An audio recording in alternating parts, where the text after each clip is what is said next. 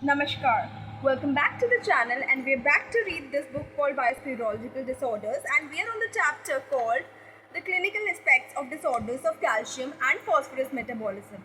So this book was first published in 1959 and it contains lectures given in 1957 and 1958 at the Institute of Neurology, National Hospital, Queen Square. In the last video, we discussed about the inference from cases that we had discussed under hypocalcemia. Now we are on the radiological changes that can be found in hypocalcemic patients as per the cases treated by the author and his colleagues at that time. तो radiological changes में basically calcification पाया जाता है basal ganglia के reason में और occasionally सब cortical areas of the cerebral hemispheres में भी कैल्सिफिकेशन मिल सकता है। साथ साथ deep grey matter of cerebellum में भी कुछ पेशेंट्स में रेडियोलॉजिकल चेंजेस में कैल्सिफिकेशन पाया गया था। कैल्शियम सोल्स जो है कोलॉइड में डिपॉजिट होते हैं और कहाँ डिपॉजिट होते हैं, basically in and around the fine blood vessels. ये बड़ा स्ट्राइकिंग सा है कि हाइपोकैल्सीमिया यानी सीरम कैल्शियम लो है लेकिन फिर भी कैल्शियम डिपोजिशन हो रहा है।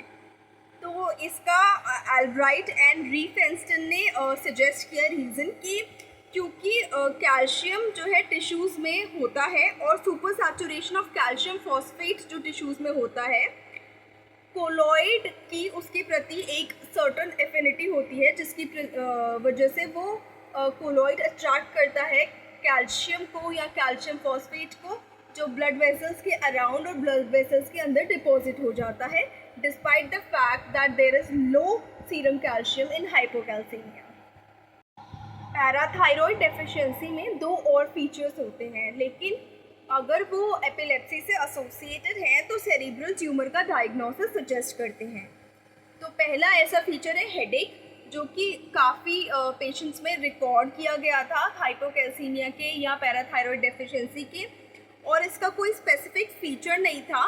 बस जो डिस्क्रिप्शन मिलता था वो ज़्यादातर ऐसे मिलता था कि एकिंग है, सिवियर है एंड माइग्रेनस है यानी माइग्रेन टाइप है। दूसरा फीचर जो काफ़ी पेशेंट्स में पाया जाता था वो था पैपिलिडीमा।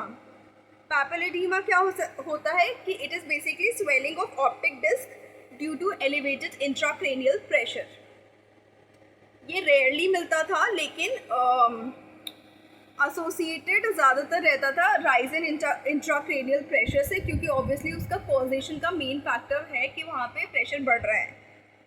तो जेफरसन ने डिस्क्राइब किया था पैपिलिडीमा इन एडिसन्स डिजीज़, और उन्होंने जो एडिसन्स डिजीज़ में पैपिलिडीमा डिस्क्राइब किया था तो उनका जो एक्सपेरिमेंट में पता चला कि जब अंडरलाइंग डिजीज़ को ट्रीट करेंगे तो पैपिलिडीमा अपने आप ट्रीट हो जाएगा या रिजॉल्व हो जाएगा।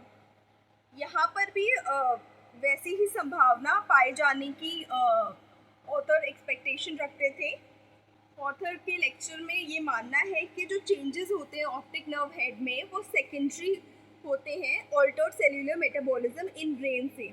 इसीलिए जैसे ही हम ऑल्टर्ड सेल्यूलर मेटाबॉलिज्म को ट्रीट करेंगे, कॉजेशन को ट्रीट करेंगे, तो पैपिलिडीमा के रिजॉल्व होने के चांसेस भी बढ़ जाते हैं। मिस्टर लाइल ने अटेंशन ड्रॉ की ऑक्यूलर सिंड्रोम की तरफ, जो कि पैराथायरॉयड डेफिशिएंसी में हो सकता है, और जो उन्होंने ऑक्यूलर सिंड्रोम डिस्क्राइब किया उसमें दो चीज़ें आती हैं, पैपिलिडीमा एंड कैटरैक्ट्स। फिर आते हैं कि ऑथर ने क्या उस वक्त ट्रीटमेंट स्पेसिफाई किया था, क्या क्या चलता था। तो सबसे पहले तो उन्होंने ये बताया कि शॉर्ट स्पेस में या शॉर्ट लेक्चर में हर चीज़ का ट्रीटमेंट नहीं दे सकते क्योंकि हाइपोकैल्सीमिया के कारण बहुत ज़्यादा हो सकते हैं। तो जो हाइपोकैल्सीमिया स्पॉन्टेनियस पैराथायरॉयड डेफिशिएंसी की वजह से होता है उसमें जो है दिया जाता है इरेडिएटेड एर्गोस्टेरॉल 80-10, और इस ड्रग को मोस्ट एफिशिएंट ड्रग उस वक्त माना जाता था। This drug was given by mouth और इनिशियल डोज उसकी 3 ml होती थी daily, followed by a maintenance dose of about 1 ml। ये रिप्लेसमेंट थेरेपी जो है पेशेंट की रेस्ट ऑफ द लाइफ के लिए ज़्यादातर कंटिन्यू की जाती थी। डायबिटिक की जैसे नीड वेरी करती है इंसुलिन के लिए, ऐसे ही 80-10 की जो डोज है वो वेरी करती थी पेशेंट के लिए, और according to the deficiency status the dose was selected by the physicians. और ये डोज लाइफ लॉन्ग इसीलिए भी इम्पॉर्टेंट थी क्योंकि स्पॉन्टेनियस पैराथायरॉयड डेफिशिएंसी में भी पेशेंट के चांसेस होते हैं कि उसका ऑपरेशन हो जाए, या फिर उसको कोई इंटरकरेंट इन्फेक्शन हो जाए, या फिर बहुत ज़्यादा प्रोलॉन्ग पीरियड ऑफ स्ट्रेन रहा हो या रहे। तो इसीलिए ये मेडिसिन दी जाती थी और इसकी डोज मॉनिटर की जाती थी। 80-10 की जगह जो उससे थोड़ी सी चीप ड्रग यूज़ की गई, चीप इन द सेंस पैसे जिस पे कम लगते थे, वो थी कैल्सीफेरोल। तो कैल्सीफेरोल 80-10 की जगह यूज़ की जा सकती थी और उसकी मेंटेनेंस डोजेस रहती थी 1 लाख से 4 lakh units daily, 1 lakh and 4 lakh units daily. तो कैल्सीफेरोल के साथ डिफ़िकल्टी ये थी कि इसका main effect in increasing the absorption of calcium होता था, और इस वजह से रिपीटेड चेकअप्स नेसेसरी थे ताकि ओवरडोज ऑफ मेडिसिन ना हो जाए या हाइपर कैल्सीमिया में पेशेंट ना चला जाए। तो इसीलिए कि हाइपोकैल्सीमिया से निकलकर हाइपर कैल्सीमिया में चला गया तो वो भी एक डिफ़िकल्ट सिचुएशन हो जाएगी मैनेज करने के लिए। साथ साथ ये ध्यान रखा जाता था, पेशेंट को एडवाइस किया जाता था कि स्पेसिफिक ड्रग थेरेपी में आप जो है रिस्ट्रिक्ट कर दें इनटेक ऑफ फॉस्फोरस, जो कि मेनली मिल्क में होता है, चीज़ में होता है और फिश में होता है। ज़्यादातर डाइट्स में ये माना जाता था कि सप्लाई ऑफ कैल्शियम एडिक्वेट है, लेकिन फिर भी ऑथर्स रिकमेंड करते थे कैल्शियम ग्लूकोनेट ऐड करने का, और इन दी अमाउंट और unit of 1 gram daily 3 times a day.